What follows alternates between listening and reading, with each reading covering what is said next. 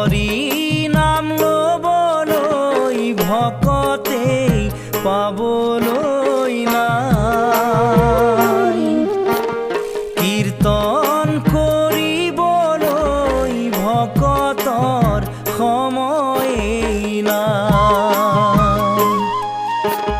হৰি নাম লবলৈ ভকতে পাবলৈ নাই কীৰ্তন কৰিবলৈ ভকতৰ সময়েই নাই ভকত বৎসল